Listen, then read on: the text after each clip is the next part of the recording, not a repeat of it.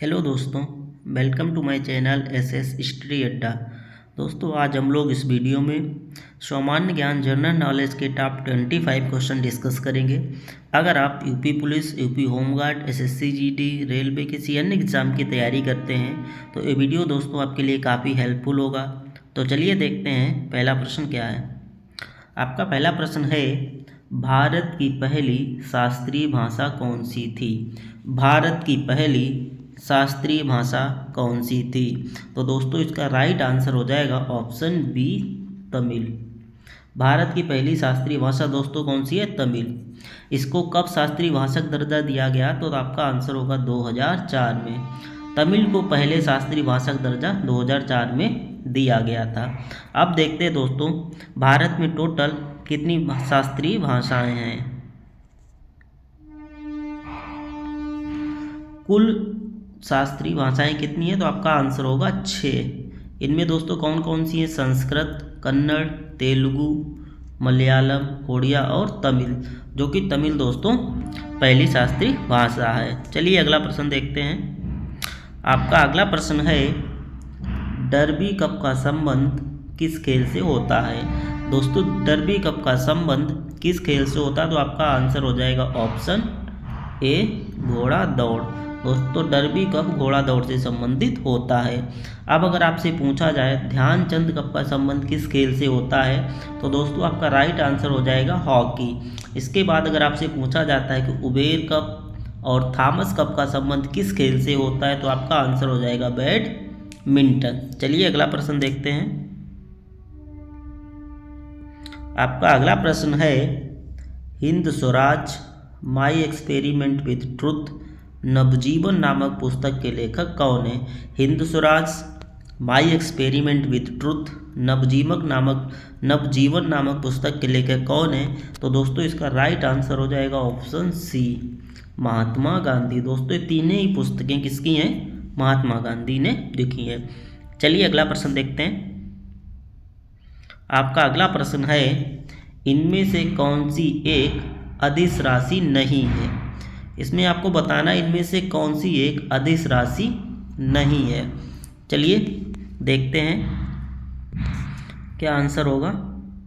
तो दोस्तों आपके चार ऑप्शन हैं, चाल, ताप, चाल, आयतन, वेग। इनमें से अदिश राशि कौन सी नहीं है? तो दोस्तों आपका राइट आंसर हो जाएगा ऑप्शन डी, वेग। वेग दोस्तों अदिश राशि नहीं है। अब देख लेते हैं कौन कौन सी अदिश राशियां हैं, कौन कौन सी सदिश राशियां हैं। दोस्तों अदिश राशियों के एग्जाम्पल हैं, जैसे ताप हो गया अदिश राशि है, दाब हो गया अदिश राशि है, दूरी अदिश राशि है, घनत्व, विद्युत धारा, धारिता आदि, ये दोस्तों सारी सारी अदिश राशियां हैं। अब देखते हैं सदिश राशि के एग्जाम्पल कौन कौन से हैं। सदिश राशियों में दोस्तों वेग हो गया, संवेग हो गया, आवेग हो गया, क्षेत्रफल हो गया, धारा, घनत्व आदि सारी सारी कैसी हैं? सदिश राशियां हैं। चलिए अगला प्रश्न देखते हैं।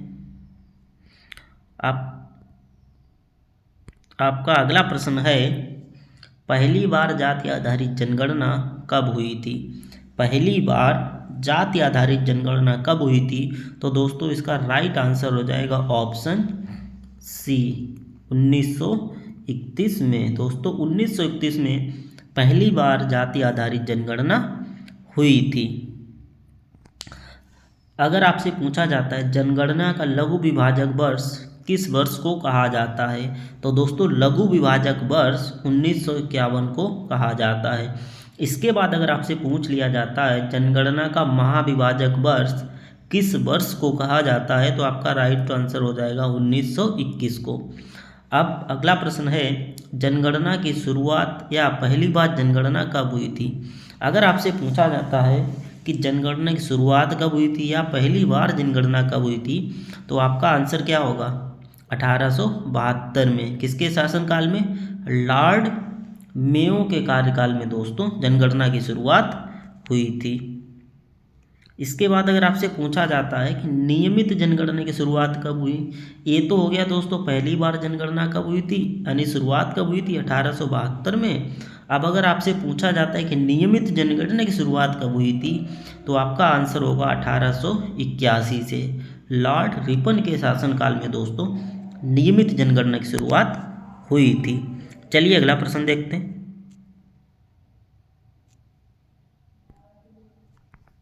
आपका अगला प्रश्न है, कांग्रेस के किस अधिवेशन में सदस्यों के लिए खादी वस्त्र अनिवार्य किया गया था? कांग्रेस के किस अधिवेशन में सदस्यों के लिए खादी वस्त्र अनिवार्य किया गया था? तो देखते हैं दोस्तों क्या क्या ऑप्शन है। ऑप्शन है 1926, 1911, 1906, 1925। तो दोस्तों इसका राइट आंसर हो जाएगा ऑप्शन ए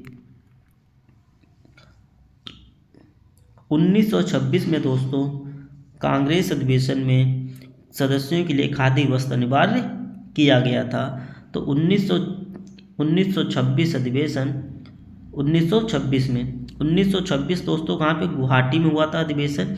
इसकी अध्यक्षता किसने की थी? तो आपका आंसर होगा S Srinivas Iyengar. Right answer हो जाएगा दोस्तों 1926।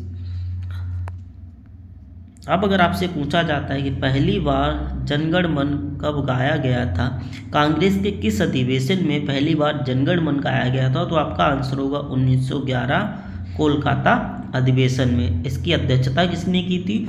तो आपका आंसर हो जाएगा पंडित विश्वनारायण धर ने। इसके बाद अगर आपसे पूछा जाता है पहली बार स्वराज शब्द का प्रयोग कब किया गया था, कांग्रेस के किस अधिवेशन में पहली बार स्वराज शब्द का प्रयोग किया गया था? तो दोस्तों इसका राइट आंसर होगा 1906 कोलकाता अधिवेशन में। इसकी अध्यक्षता किसने की थी? तो आपका आंसर होगा दादा भाई नौरोजी। अगला प्रश्न है, कांग्रेस की पहली भारतीय महिला अध्यक्ष कौन थी? दोस्तों कांग्रेस की पहली भारतीय महिला अध्यक्ष कौन थी? तो आपका राइट आंसर हो जाएगा श्रीमती सरोजिनी नायडू कांग्रेस की पहली महिला अध्यक्ष थीं। चलिए अगला प्रश्न देखते हैं। आपका अगला प्रश्न है, ओमान की राजधानी कहाँ है? तो दोस्तों ओमान की राजधानी कहाँ है? तो आपका राइट आंसर हो जाएगा ऑप्शन बी, ओमान की राजधानी दोस्तों कहाँ है? मस्कट। चलिए अगला प्रश्न देखते हैं। अगला प्रश्न है, कौन सी नहर कैरिबियन सागर और प्रशांत महासागर को जोड़ती है? कौन सी नहर कैरिबियन सागर और प्रशांत महासागर को जोड़ती है? तो दोस्तों इसका राइट आंसर हो जाएगा ऑप्शन बी। दोस्तों पनामा नहर कैरिबियन सागर और प्रशांत महासागर को जोड़ती है। अब अगर बात करें कि लाल सागर और भूमध्य सागर को कौन सी नहर जोड़ती है, तो इसका राइट आंसर होगा दोस्तों सुएज नहर। इसके बाद अगर बात की जाए उत्तर सागर और बाल्टिक सागर को कौन कौन सी नहर जोड़ती है, कौन सी नहर जोड़ती है? तो आपका आंसर होगा कील नहर। कील नहर दोस्तों उत्तर सागर और बाल्टिक सागर को जोड़ती है। सुएज नहर लाल सागर और भूमध्य सागर को जोड़ती है। चलिए अगला प्रश्न देखते हैं। अगला प्रश्न है, बिहू किस राज्य का प्रमुख लोक नृत्य है? बिहू दोस्तों किस राज्य का प्रमुख लोक नृत्य है? तो आपका आंसर होगा ऑप्शन ए असम। बिहू कहाँ का है? असम का। अगला प्रश्न है ब्रह्म समाज की स्थापना किसने की थी? ब्रह्म समाज की स्थापना किसने की थी? तो दोस्तों इसका राइट आंसर हो जाएगा ऑप्शन ए राजा राम मोहन राय। ब्रह्म समाज की स्थापना दोस्तों किसने की थी? तो आपका आंसर होगा राजा राम मोहन राय।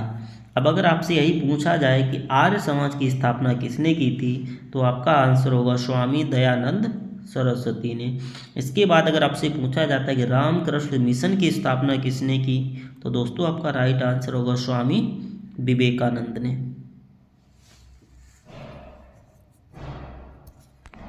चलिए अगला प्रश्न देखते हैं। अगला प्रश्न है, खानवा का युद्ध कब हुआ था?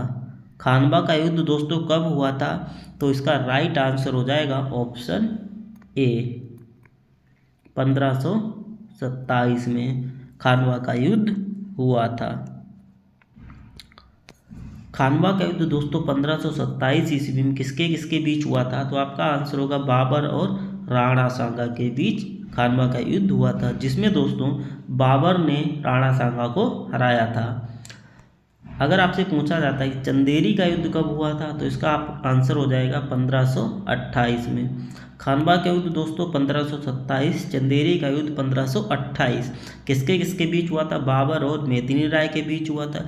इसमें दोस्तों बाबर ने मेदिनी राय को हराया था।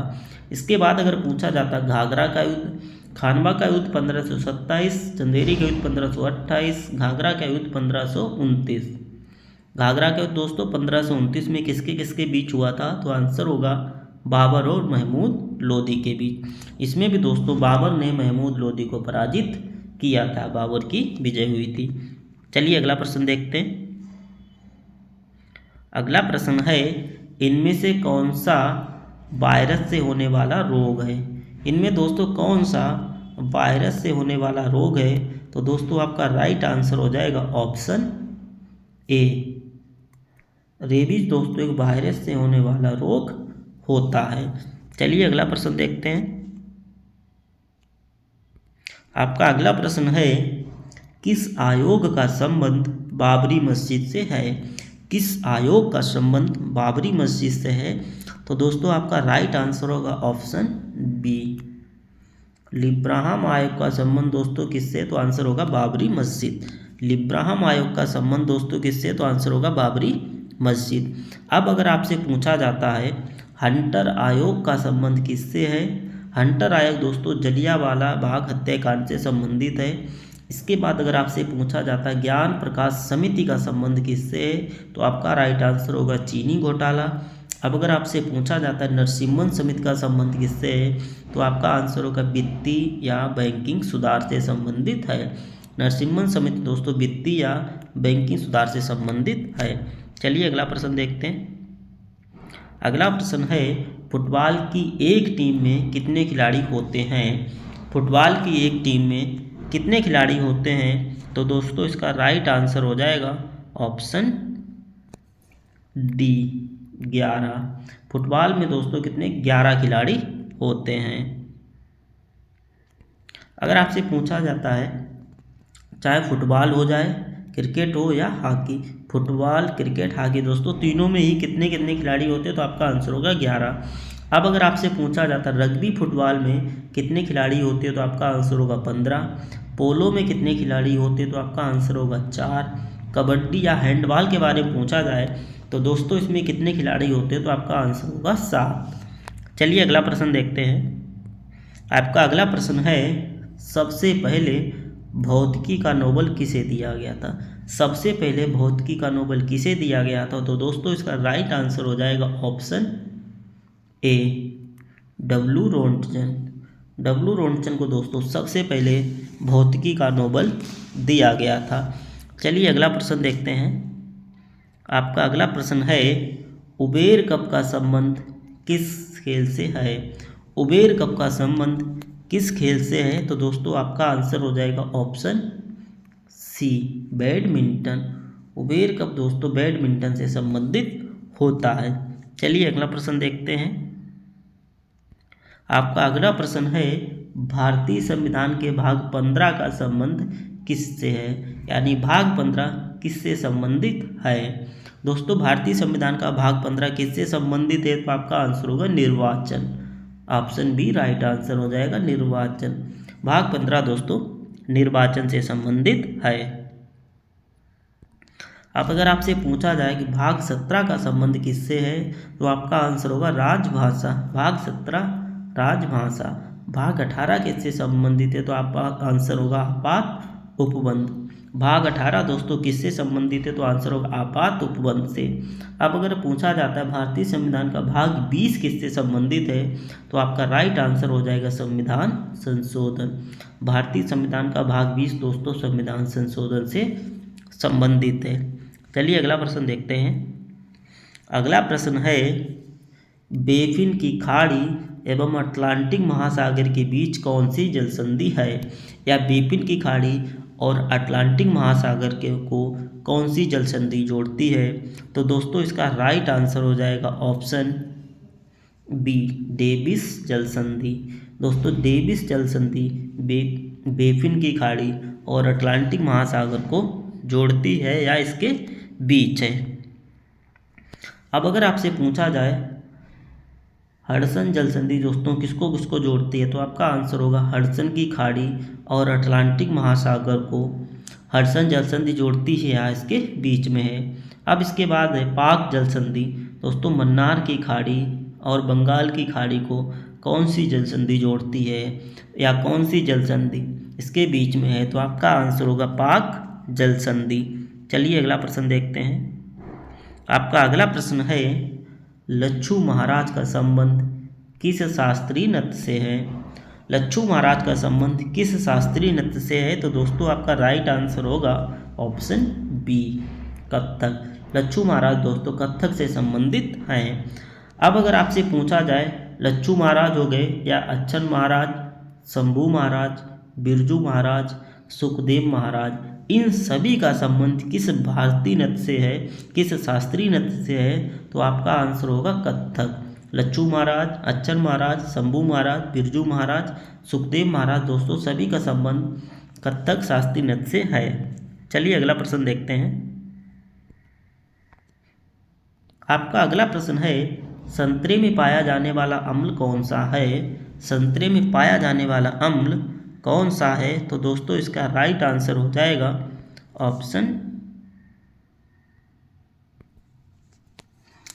Option B citric acid. संतरे में दोस्तों पाया जाने वाला अम्ल कौन सा है, तो आपका आंसर होगा सिट्रिक एसिड।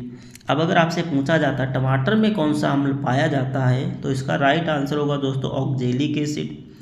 इमली में कौन सा अम्ल पाया जाता है, तो टार्टरिक एसिड। चींटी में कौन सा अम्ल पाया जाता है, तो फार्मिक अम्ल। संतरे में दोस्तों सिट्रिक एसिड, टमाटर में ऑक्जेलिक एसिड, इमली में टार्टरिक एसिड, चींटी में फार्मिक एसिड होता है। चलिए अगला प्रश्न देखते हैं। आपका अगला प्रश्न है आपात उपबंध किस देश के संविधान से लिया गया है। आपात उपबंध दोस्तों किस देश के संविधान से लिया गया है, तो दोस्तों आपका राइट आंसर हो जाएगा कहाँ से लिया गया है, तो आपका आंसर होगा Germany. Option A right answer हो जाएगा दोस्तों। आपात उपबंध दोस्तों कहाँ से लिया गया, तो आंसर होगा जर्मनी से। राइट आंसर होगा ऑप्शन ए। इसके बाद अगर आपसे पूछा जाता है कि गणतंत्र कहाँ से लिया गया, तो आपका आंसर होगा फ्रांस से। मूल अधिकार कहाँ से लिया गया, तो आपका आंसर होगा दोस्तों अमेरिका के संविधान से। अब अगर आपसे पूछा जाता है कि समवर्ती सूची या प्रस्तावना की भाषा किस देश के संविधान से ली गई है, तो दोस्तों आपका राइट आंसर होगा ऑस्ट्रेलिया के संविधान से। आपात उपबंध जर्मनी से, गणतंत्रात्मक शासन प्रणाली फ्रांस से, मूल अधिकार अमेरिका से, समवर्ती सूची या प्रस्तावना की भाषा दोस्तों ऑस्ट्रेलिया के संविधान से ली गई है। चलिए अगला प्रश्न देखते हैं। आपका अगला प्रश्न है ओमान की राजधानी कहाँ है, तो इसका दोस्तों राइट आंसर होगा ऑप्शन बी मस्कट। अगर आपसे पूछा जाता है यमन की राजधानी कहाँ है, तो आपका आंसर होगा साना। तंजानिया की राजधानी कहाँ है, तो आपका आंसर होगा डोमा। अगर आपसे पूछा जाता है रवांडा की राजधानी कहाँ है, तो आपका आंसर होगा किगाली। आपका अगला प्रश्न है जल्दापारा राष्ट्रीय उद्यान किस राज्य में स्थित है, तो इसका दोस्तों राइट आंसर होगा ऑप्शन बी पश्चिम बंगाल। जल्दापारा दोस्तों पश्चिम बंगाल में स्थित है। आपका अगला प्रश्न है विटामिन ए का रासायनिक नाम क्या है। विटामिन ए का रासायनिक नाम क्या है दोस्तों, आपका राइट आंसर हो जाएगा option B retinol. Vitamin A का दोस्तों रासायनिक नाम क्या है, तो रेटिनॉल। तो ओके दोस्तों, यहाँ तक हमने जीके जीएस के टॉप 25 क्वेश्चन आपके साथ डिस्कस किए हैं। वीडियो देखने के लिए बहुत बहुत धन्यवाद।